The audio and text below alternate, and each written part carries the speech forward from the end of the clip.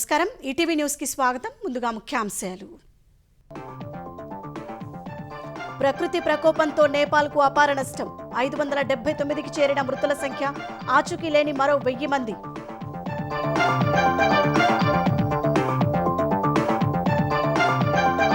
యుద్ధ ప్రాతిపదికన సాగుతున్న సహాయ చర్యలు. 63 మంది భారతీయులు సహా 350 మందిని రక్షించిన నేపాల్ సైన్యం.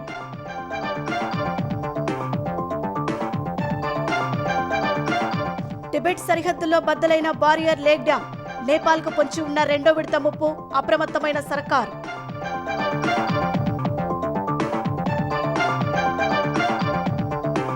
స్థానిక ఎన్నికలపై వైసీపీ కుట్రలు ఫలించబోవన్న చంద్రబాబు. ఎస్ఐఆర్ తుది జాబితా రాకపోయినా నోటిఫికేషన్ ఇవ్వొచ్చని వెల్లడి.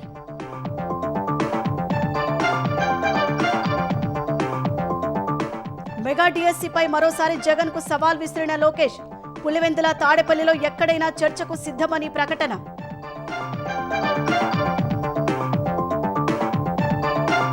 అంతర్రాష్ట్ర జల వివాదాల్లో తెలంగాణ ప్రయోజనాలే ప్రధానమన్న రేవంత్. సిడబ్ల్యూసీలో వాదనలు గట్టిగా వినిపించాలని నిర్దేశం.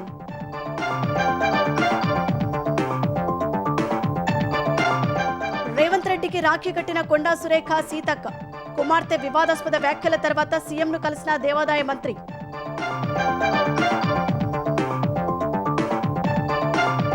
అద్భుత ప్రదర్శనతో గ్రాండ్ మాస్టర్ ప్రజ్ఞానంద చరిత్ర. గ్రాండ్ చెస్ టూర్ గెలిచిన తొలి భారతీయుడిగా రికార్డు.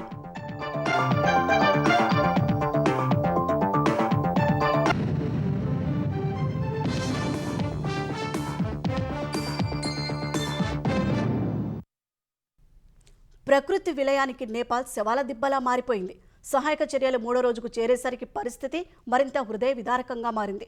మృతుల సంఖ్య 579కి చేరువైంది. ఇంకా వందల మంది విదేశీ పర్యాటకులు, భద్రతా సిబ్బంది ఆచూకీ దొరకలేదు. మరోవైపు టిబెట్ సరిహద్దులో ఏర్పడిన బారియర్ లేక్ డ్యాం మళ్లీ బద్దలవగా నేపాల్కు రెండో విడత వరద ముప్పు పొంచి ఉంది. ఈ క్రమంలో కొద్దిసేపు నేపాల్తో పాటు టిబెట్లో సహాయక చర్యలను నిలిపివేసి తిరిగి ప్రారంభించారు. అటు త్రిశూలి 3A జల విద్యుత్ ప్రాజెక్టు వద్ద చిక్కుకున్న 63 మంది భారతీయులు సహా 350 మందిని సైన్యం కాపాడింది. ఇంకా 100 మందికి పైగా కార్మికులు చిక్కుకున్నట్లు అధికారులు తెలిపారు. నేపాల్లో వరద విలయం ఊహకు అందని రీతిలో అపార నష్టం మిగిల్చింది. ప్రాణ నష్టం అంతకంతకు పెరుగుతూ ఉండగా వందల సంఖ్యలో గల్లంతైన వారి కోసం ముమ్మరంగా సహాయ చర్యలు కొనసాగుతున్నాయి. ఎప్పటివరకు వరద ప్రభావిత ప్రాంతాల నుంచి 1545 మందిని రక్షించగా తీవ్రంగా గాయపడిన 84 మంది ఖాట్మండు ఆసుపత్రిలో చికిత్స పొందుతున్నారు. వరద ఉధృతికి కొట్టుకొచ్చిన మృతదేహాలు 8 జిల్లాల్లోని నదీ తీరాల్లో గుట్టలుగా తేలుతున్నాయి. అత్యధికంగా చిత్వాన్లో 178 మృతదేహాలను వెలికితీశారు.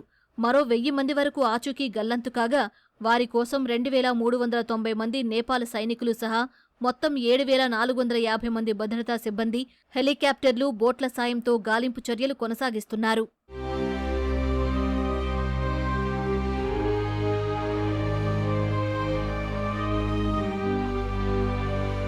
నేపాల్ రసువా జిల్లాలోని త్రిశూలి 3A హైడ్రో పవర్ ప్రాజెక్టులోకి వరద భారీగా చేరడం వల్ల అక్కడ చిక్కుకుపోయిన కార్మికుల్లో 350 మందిని సైన్యం రక్షించింది. వారిలో 63 మంది భారతీయ కార్మికులు ఉన్నారు. హెలికాప్టర్ల ద్వారా సైనికులు కిందకు దిగి బురదతో నిండిన మార్గాల గుండా సొరంగం వద్దకు చేరుకుంటున్న వీడియోలను నేపాల్ ప్రధాని కార్యాలయం ఫేస్బుక్లో పోస్ట్ చేసింది. ఇదే సొరంగంలో మరో 100 మందికి పైగా కార్మికులు చిక్కుకున్నట్లు అధికారులు తెలిపారు. వారిని బయటకు తీసుకొచ్చేందుకు నేపాల్ సైన్యం తీవ్రంగా శ్రమిస్తోంది. సాంకేతిక పరికరాలు, సుశిక్షితులైన బృందాలతో గాలింపు ముమ్మరం చేసింది. సహాయక చర్యల కోసం 2 హెలికాప్టర్లను రంగంలోకి దించింది. వరద ధాటికి సొరంగం పూర్తిగా దెబ్బతినడంతో లోపలికి వెళ్లే దారులను గుర్తించడం కష్టంగా మారిందని అధికారులు తెలిపారు.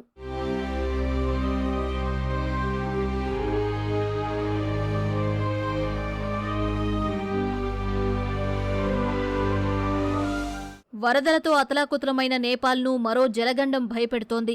టిబెట్ సరిహద్దులోని చోచెన్ ఖోలా, పురెపుత్సాంగ్పో నదుల సంగమం వద్ద ఏర్పడ్డ బారియర్ లేక్ నుంచి నీరు లీక్ అవుతోందని చైనా, నేపాల్ వెల్లడించాయి. వరదలు ముంచెత్తిన ప్రాంతంలోనే మళ్లీ బురదతో కూడిన నీటిమట్టం అమాంతం పెరుగుతోందని నేపాల్ జాతీయ విపత్తు నిర్వహణ సంస్థ హెచ్చరించింది. భోటే కోసి, త్రిశూలి నదీ పరివాహక ప్రాంతాల ప్రజలు, రెస్క్యూ బృందాలు తక్షణమే సురక్షిత ప్రాంతాలకు వెళ్లాలని ఆదేశించింది. చైనా కూడా ఈ బారియర్ లేక్ ముప్పుపై లెవెల్ 4 అత్యవసర హెచ్చరిక జారీ చేసింది. సరస్సు కట్ట తెగడంతో వెనక్కి వెళ్లిన సహాయక సిబ్బంది కొన్ని గంటల తర్వాత తిరిగి రెస్క్యూ ఆపరేషన్ చేపట్టాయి. బారియర్ లేక్లో 25 లక్షల క్యూబిక్ మీటర్ల నీరు నిల్వ ఉండగా 2 రోజుల్లో 30 లక్షల క్యూబిక్ మీటర్లకు చేరే అవకాశం ఉందని చైనా ఇంజనీర్లు తెలిపారు. అదే జరిగితే కట్ట పూర్తిగా బద్దలై వరద పోటెత్తే ప్రమాదం ఉండగా చైనా అధ్యక్షుడు జిన్పింగ్ అత్యవసర సమీక్ష నిర్వహించారు. విపత్తులో గల్లంతైన స్వదేశీయులతో పాటు విదేశీయులను గుర్తించేందుకు సహాయక చర్యలు చేపట్టాలని ఆదేశించారు. వరదల కారణంగా టిబెట్ వైపు 5 చనిపోయారని, 558 మంది ఆచూకీ లభించలేదని చైనా పేర్కొంది.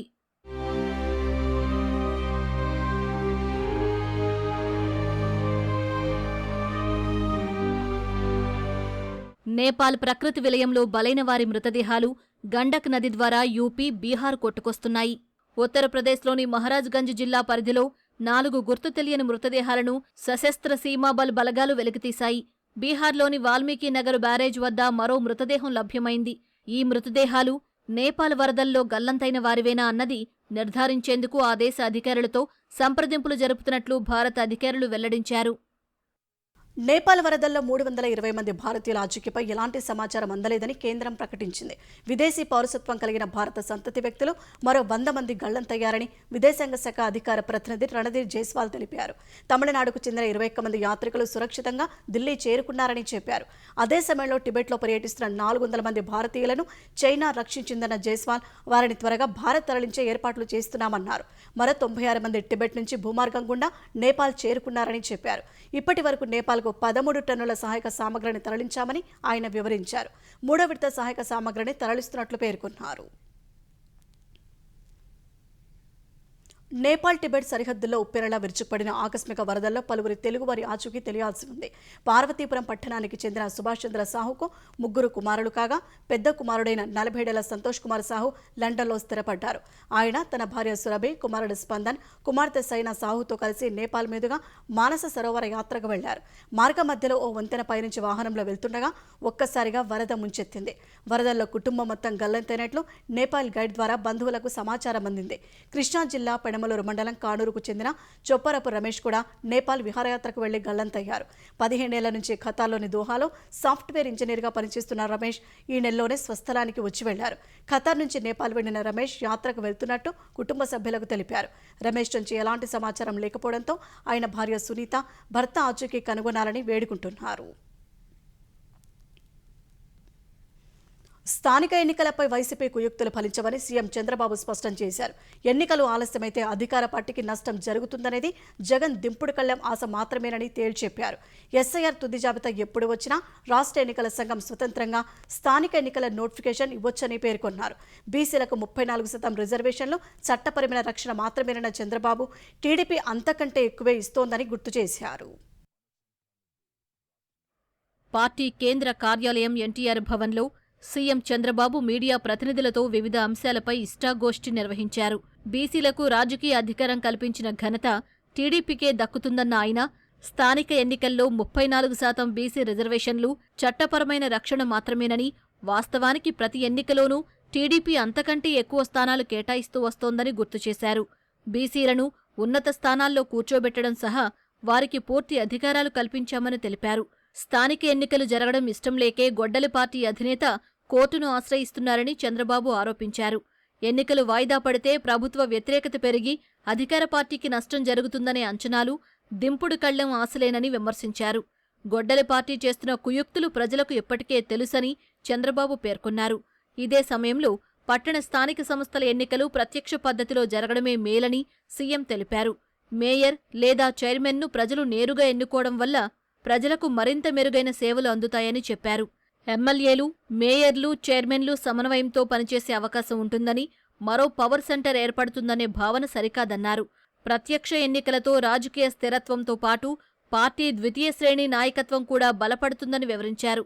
కేంద్ర ఎన్నికల సంఘం సర్ తుది జాబితాను ఎప్పుడు ప్రకటించినా రాష్ట్ర ఎన్నికల సంఘం నిర్వహించే స్థానిక ఎన్నికలకు అది అడ్డంకి కాదన్నారు. స్థానిక ఎన్నికల నోటిఫికేషన్ను ఎప్పుడైనా ప్రకటించే అధికారం ఎస్ఈసీకి ఉందని తెలిపారు. సర్ తుది జాబితా ప్రకటన తేదీ పొడిగించే అవకాశం లేకపోలేదని సీఎం అభిప్రాయపడ్డారు.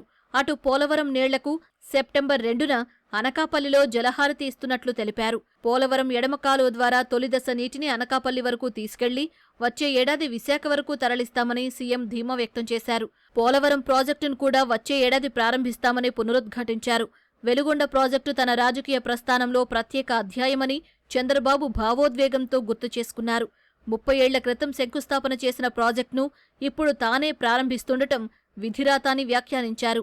ఉమ్మడి ప్రకాశం జిల్లాకు ఇచ్చిన హామీ మేరకు మార్కాపురం జిల్లా ఏర్పాటు సహా వెలుగొండ తొలిదశ పూర్తి చేశామని తెలిపారు.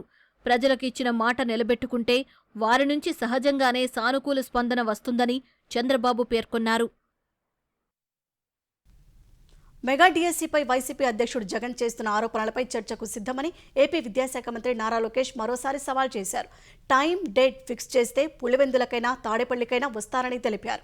ఒంగోలులో పర్యటించిన లోకేష్ రంగారాయుడు చెరువులో అమృత్ 2.0 తాగునీటి ప్రాజెక్టు పనులను ప్రారంభించారు. ఒంగోలు మున్సిపాలిటీ ఏర్పడి 150 ఏళ్లు పూర్తయిన సందర్భంగా ప్రత్యేక శిలాఫలకాన్ని, భారీ ఒంగోలు గిత్త విగ్రహాన్ని, నగరంతో అనుబంధమున్న 20 మంది ప్రముఖుల విగ్రహాలను ఉత్తర బైపాస్లోని కిమ్స్ ఆసుపత్రి వద్ద లోకేష్ ఆవిష్కరించారు.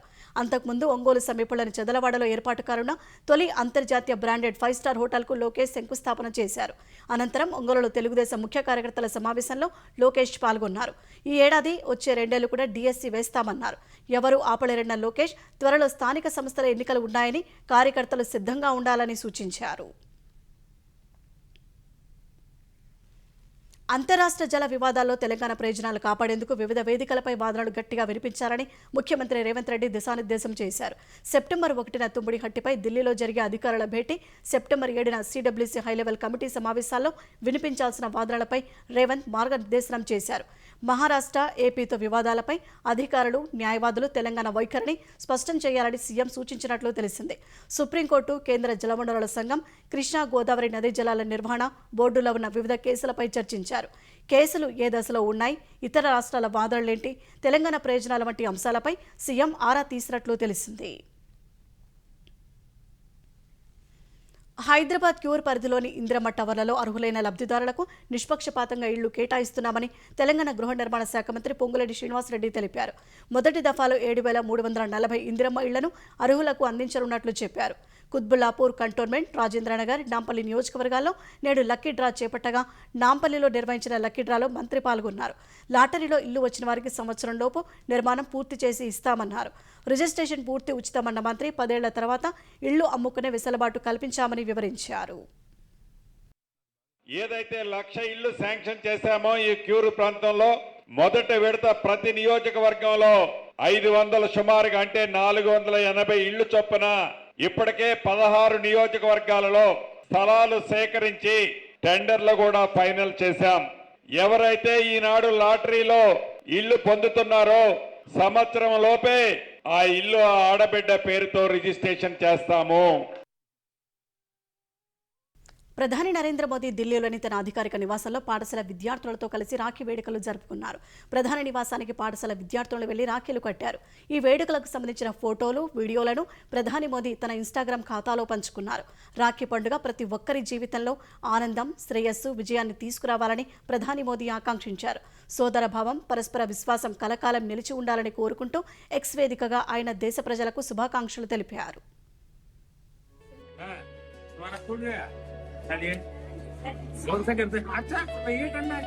ऐसे करना अच्छा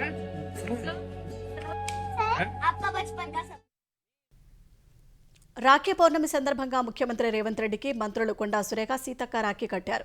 రేవంత్ రెడ్డిపై కొండా సుస్మిత వ్యాఖ్యల వివాదం తర్వాత తొలిసారి ఆయన నివాసానికి వెళ్లిన కొండా సురేఖ సీఎంకు రాఖీ కట్టారు. అనంతరం ఆమె నివాసంలో కొందరు మీడియా ప్రతినిధులకు కూడా రాఖీ కట్టారు. తనను ముఖ్యమంత్రి నుంచి వేరు చేసి చూడొద్దని సురేఖ అన్నారు. అయితే తాజా పరిణామాలను ప్రస్తావించని కొండా సురేఖ పండుగ వాతావరణంలో తాను ఎలాంటి వ్యాఖ్యలు చేయబోనన్నారు. సీఎం రేవంత్ రెడ్డికి ఆడపడుచుల దీవెనే ఉంటుందని పేర్కొన్నారు.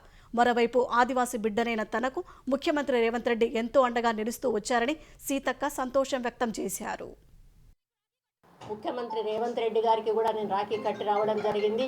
వారికి కూడా మా ఆడపడుచులందరి దీవెన కూడా ఉంటుంది. వారి మంచి సుపరిపాలన అందించాలని, తెలంగాణను అన్ని రంగాల్లో అభివృద్ధి పథంలో నడిపించడానికి వారికి శక్తిని, యుక్తిని ఇవ్వాలని, వారి ఆశీర్వాదం కూడా మా ఆడపడుచులందరి మీద కూడా ఉండాలి అని చెప్పి మరి కోరుకుంటూ కొండా సురేఖని సపరేట్ చేయకండి. నేను అందరి ఆడపడుచులు ఉంటాను. అందరి ఆడపడుచులు అంటే గ్రామీణ ప్రాంతం నుంచి మొదలు పెడితే పై వరకు అందరికీ ఆయన ఆశీర్వాదం ఉండాలని చెప్పి నేను కోరుకుంటున్నాను.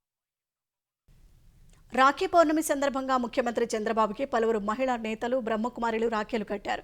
సీఎం క్యాంపు కార్యాలయంలో ముఖ్యమంత్రికి మంత్రి సవిత, మాజీ మంత్రి పీతల సుజాత, ఎన్టీఆర్ జిల్లా టీడీపీ అధ్యక్షురాలు గద్దె అనురాధ, టీడీపీ రాష్ట్ర కార్యదర్శి ఆచంట సునీత రాఖీలు కట్టి తమ అభిమానాన్ని చాటుకున్నారు. మంత్రి నారా లోకేష్కు మంత్రి సవిత, గుంటూరు పశ్చిమ ఎమ్మెల్యే గల్లా మాధవి రాఖీ కట్టారు. తోబుట్టువులు లేని తనకు దేవుడే కోట్లాది మంది సోదరిమణులను తోడుగా ఇచ్చారని ఈ సందర్భంగా లోకేష్ అన్నారు. విద్యార్థి దశ నుంచే మహిళలను గౌరవించేలా పిల్లలకు నైతిక విలువలతో కూడిన పాఠాలు బోధిస్తున్నామని, మహిళల భద్రత, సాధికారత ప్రజాప్రభుత్వ బాధ్యత అని స్పష్టం చేశారు.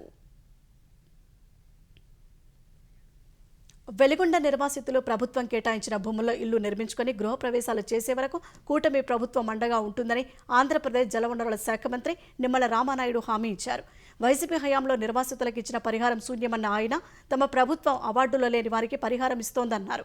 ఇందుకోసం వచ్చిన 1800 దరఖాస్తులను పరిశీలించి అదనంగా 169 కోట్లు చెల్లించాలని నిర్ణయించామని చెప్పారు. 2019 కటాఫ్ డేట్ ప్రకటించి అవార్డు పాస్ అయిన తర్వాత మిగిలిన అర్హులైన నిర్వాసితులకు పరిహారం, యువతకు 2 లక్షల రూపాయల చొప్పున ఎక్స్గ్రేషియా ఇవ్వనున్నట్లు వివరించారు. నెల రోజుల పాటు నిర్వాసితులకు ఉచితంగా నిత్యావసరాలు, నిర్వాసిత గ్రామాల్లోని పశువులకు ఉచితంగా దాణా అందిస్తామని రామానాయుడు తెలిపారు. ఈ నెల 31న వెలిగొండ ప్రాజెక్టును సీఎం చంద్రబాబు జాతికి అంకితం చేయనున్నారు. నిర్వాసితులకు సంబంధించి 900 కోట్ల రూపాయలు ఇవ్వాల్సి ఉండగా గత 5 సంవత్సరాల వైసీపీ పాలనలో ఒక్క రూపాయి కూడా నిర్వాసితులకు ఇచ్చినటువంటి పరిస్థితి లేదు. కూటమి ప్రభుత్వం అధికారులకు వచ్చిన తర్వాత 40 రోజుల్లో 680 కోట్ల రూపాయలు 3 విడతలు 40 రోజుల్లో నిర్వాసితులకి అందజేసింది. అంటే ఈ కూటమి ప్రభుత్వం ప్రాజెక్టు నిర్మాణం ఎంత ముఖ్యమో ఆ ప్రాజెక్టుకి త్యాగం చేసినటువంటి నిర్వాసితులు కూడా ప్రభుత్వానికి అంతే ముఖ్యమనే ఉద్దేశం. ప్రభుత్వ ఉద్యోగుల డిమాండ్ల పరిష్కారం కోసం ఈ నెల 31 నుంచి ఉద్యమాన్ని 2 దశల్లో నిర్వహిస్తున్నట్లు అమరావతి జేఏసీ అధ్యక్షుడు బొప్పరాజు వెంకటేశ్వర్లు ప్రకటించారు. విజయవాడలోని మాకినేని బసవపుణ్య ఆడిటోరియంలో ఏపీ జేఏసీ అమరావతి రాష్ట్ర సదస్సు నిర్వహించింది. ఈ సదస్సులో ఉద్యోగుల సమస్యలు, ప్రభుత్వ చర్యలపై చర్చ అనంతరం బొప్పరాజు వెంకటేశ్వర్లు ఉద్యమ కార్యాచరణ ప్రకటించారు. మొదటి దశలో ఈ నెల 31న కలెక్టర్లకు నోటీసులు ఇస్తామని, సెప్టెంబర్ 1న సీఎం సార్ మా డబ్బులు మాకు ఇవ్వండి సార్ అంటూ వాట్సాప్ డీపీ ద్వారా ప్రభుత్వాన్ని డిమాండ్ చేస్తామన్నారు. సెప్టెంబర్ 1 నుంచి 10 వరకు నల్ల బ్యాడ్జీలతో నిరసన, మధ్యాహ్న భోజన విరామ సమయంలో కార్యాలయాల ముందు ధర్నా చేపడతామన్నారు. 11న అన్ని జిల్లాల్లో రౌండ్ టేబుల్ సమావేశాలు, 15 నుంచి 26 వరకు 2వ దశ ఉద్యమాన్ని కొనసాగిస్తామని తెలిపారు.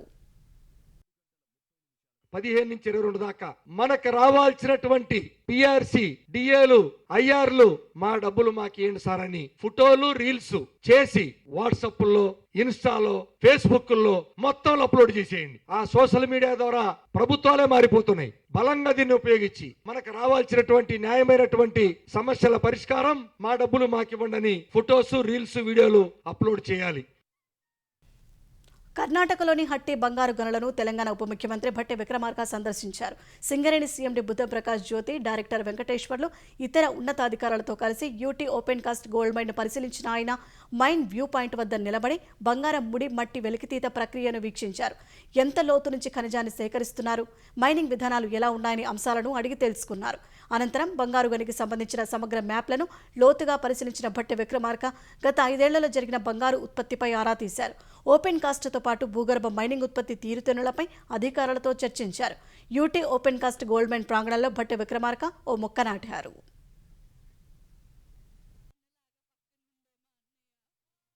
తెలంగాణలో కాంగ్రెస్ ప్రభుత్వం 1000 రోజుల్లో హామీల అమల్లో వైఫల్యం, అవినీతిని ఎండగట్టడం సహా ప్రజలను చైతన్యవంతం చేయాలని బీఆర్ఎస్ నేతలకు ఆ పార్టీ కార్యనిర్వాహక అధ్యక్షుడు కేటీఆర్ పిలుపునిచ్చారు. సెప్టెంబర్ 2 నుంచి వారం రోజుల పాటు కాంగ్రెస్ మోసంపై, బీఆర్ఎస్ పోరుబాట పేరిట చేసే ఆందోళనలపై పార్టీ సీనియర్ నేతలు, ప్రజాప్రతినిధులు, మాజీ ప్రజాప్రతినిధులు, రాష్ట్ర కార్యవర్గ సభ్యులతో టెలికాన్ఫరెన్స్ నిర్వహించారు. వారం రోజుల పాటు వినూత్న నిరసన కార్యక్రమాలు చేపట్టాలన్న ఆయన 420 హామీల మోసంతో పాటు పాలనా వైఫల్యాలను ప్రజల్లోకి తీసుకెళ్లాలన్నారు. 1వ తేదీన తెలంగాణ భవన్లో కాంగ్రెస్ ప్రభుత్వ వైఫల్యాలపై ఛార్జిషీట్తో ప్రజల్లోకి వెళ్లనున్నట్లు తెలిపారు. 2 నుంచి 8వ తేదీ వరకు వివిధ కార్యక్రమాలు చేపట్టనున్నట్లు పేర్కొన్నారు. వారం రోజుల ప్రత్యేక కార్యాచరణను విజయవంతం చేయాలని నేతలకు స్పష్టం చేశారు. నిరసన కార్యక్రమాల్లో పార్టీ నాయకులు, ప్రజాప్రతినిధులు, కార్యకర్తలు పెద్ద ఎత్తున పాల్గొని కాంగ్రెస్ ప్రభుత్వ వైఫల్యాలను ప్రజల ముందుంచాలని కేటీఆర్ సూచించారు. మొత్తం కార్యక్రమాలను పార్టీ కేంద్ర కార్యాలయం ఎప్పటికప్పుడు సమన్వయం చేస్తుందని కేటీఆర్ చెప్పారు. యుద్ధ భూమిలో శత్రువుల ట్యాంకులను తునాతునకలు చేసే అత్యాధునిక జావెలిన్ యాంటీ ట్యాంక్ క్షిపణి వ్యవస్థను కొనుగోలు చేసేందుకు కేంద్రం ప్రణాళికలు సిద్ధం చేస్తోంది. భారత్లోని అమెరికా రాయబారి సెర్గియో గోర్ ఇందుకు సంబంధించి ఎక్స్లో పోస్టు పెట్టారు. 2026 షాంఘై లా డైలాగ్ సదస్సులో అమెరికా రక్షణ మంత్రి పీట్ హెగ్సెత్ ఈ క్షిపణుల కొనుగోలు ఒప్పందాన్ని ప్రస్తావించారని ఆయన గుర్తు చేశారు. ఈ నిర్ణయం అమెరికా భారత్ రక్షణ సంబంధాల్లో కీలక ముందడుగు అని సెర్గియో గోర్ కొనియాడారు. కొనుగోలు చేయడమే కాకుండా భవిష్యత్తులో ఈ అత్యాధునిక క్షిపణులను 2 దేశాలు కలిసి సంయుక్తంగా ఉత్పత్తి చేయడానికి ఈ ఒప్పందం మార్గం సుగమం చేస్తుందన్నారు. ఫైర్ అండ్ ఫర్గెట్ టెక్నాలజీతో పనిచేసే ఈ జావెలిన్ క్షిపణులు భారత సైన్యానికి చేరితే సరిహద్దులో మన రక్షణ వ్యవస్థ మరింత పటిష్టం కానుంది. పాకిస్తాన్ గూఢాచార సంస్థ ఐఎస్ఐకి సహకరిస్తున్న దంపతులను ఢిల్లీ స్పెషల్ సెల్ పోలీసులు అరెస్ట్ చేశారు. 25 ఏళ్ల సాహిల్, అతడి భార్య 21 ఏళ్ల సమీరా 2024 నుంచి పాకిస్తాన్ గూఢాచారాలతో సంబంధాలు నెరుపుతున్నట్టు పోలీసులు తెలిపారు. వీరిద్దరూ 2024-25 మధ్యకాలంలో 8 భారతీయ సిమ్ కార్డులను కొనుగోలు చేసి దుబాయ్ మీదుగా పాకిస్తాన్ పంపినట్లు దర్యాప్తులో తేలింది. ఈ సిమ్ కార్డులతో పాక్లో వాట్సాప్ ఖాతాలు తెరిచిన ఏజెంట్లు వాటి ద్వారా భారత్లోని అధికారులను లోబరుచుకుని సున్నితమైన సమాచారాన్ని సేకరిస్తున్నారని వెల్లడించారు. ఆర్మీ కంటోన్మెంట్ ప్రాంతాల్లో రెక్కి గూఢాచర్యం కోసం యువతను రిక్రూట్ చేయడం లాంటి బాధ్యతలను సాహిల్కు ఐఎస్ఐ అప్పగించిందన్నారు. సామాజిక మాధ్యమాల ద్వారా పాక్ హ్యాండళ్లతో సమాచారం పంచుకునేవారని తెలిపారు. ఢిల్లీలోని సరాయ్ కాళేఖాన్ ప్రాంతంలో సాహిల్ను అరెస్టు చేసిన పోలీసులు అతడు ఇచ్చిన సమాచారంతో సమీరాను అదుపులోకి తీసుకున్నారు. అమెరికా కెనడాల మధ్య ఉద్రిక్తతలు మరింత ముదిరాయి. తాజాగా ఇరు దేశాల సరిహద్దులో ఉన్న లేక్ అంటారియో సరస్సు పేరును అమెరికా అధ్యక్షుడు డొనాల్డ్ ట్రంప్ మార్చారు. ఆ సరస్సు పేరును లేక్ అమెరికాగా మార్చుతూ ఎగ్జిక్యూటివ్ ఆర్డర్పై సంతకం చేశారు. ఈ నిర్ణయం వెంటనే అమల్లోకి వస్తుందని ట్రంప్ పేర్కొన్నారు. అయితే అధికారిక మార్పునకు 30 రోజుల సమయం పడుతుందని ఆర్డర్లో ఉంది. ట్రంప్ నిర్ణయాన్ని కెనడా ప్రధాని మార్క్ కార్నీ తీవ్రంగా తప్పుపట్టారు. ఆ పేరుకున్న స్థానిక మూలాలను గుర్తు చేస్తూ అది కెనడా సమాఖ్య అమెరికా స్వాతంత్ర ప్రకటన కంటే పురాతనమైనదని తెలిపారు. ఇటీవల ఇరు దేశాల మధ్య వాణిజ్య చర్చలు విఫలం కావడంతో $20 బిలియన్ కెనడా ఉత్పత్తులపై అమెరికా 50% సుంకాలు విధించింది. దీనికి ప్రతీకారంగా కెనడా కూడా అమెరికా వస్తువులపై సుంకాలు విధించింది. భారత యువ చెస్ సంచలనం గ్రాండ్ మాస్టర్ ఆర్ ప్రజ్ఞానంద అద్భుత ప్రదర్శనతో చరిత్ర సృష్టించాడు. గ్రాండ్ చెస్ టూర్ గెలిచిన తొలి భారతీయుడిగా రికార్డులకు ఎక్కాడు. ఉత్కంఠభరితంగా జరిగిన గ్రాండ్ ఫినాలేలో అమెరికాకు చెందిన ఫాబియానో కరువానాపై ప్రజ్ఞానంద విజయం సాధించాడు. ఆరంభంలో కరువానా ఆధిపత్యం చెలాయించగా ఆ తర్వాత తన మైండ్ గేమ్తో ప్రజ్ఞానంద ఆటను పూర్తిగా తన వైపు తిప్పుకున్నాడు. చివరకు 15-13 పాయింట్ల తేడాతో కరువానాపై చిరస్మరణీయ విజయాన్ని సొంతం చేసుకున్నాడు. కెరీర్లో తొలి గ్రాండ్ చెస్ టూర్ టైటిల్ సాధించిన ప్రజ్ఞానందకు దాదాపు $2 కోట్ల ప్రైజ్ మనీ లభించింది. అంతేకాకుండా వచ్చే ఏడాది జరిగే గ్రాండ్ చెస్ టూర్కు నేరుగా ప్రవేశించే అవకాశం దక్కింది.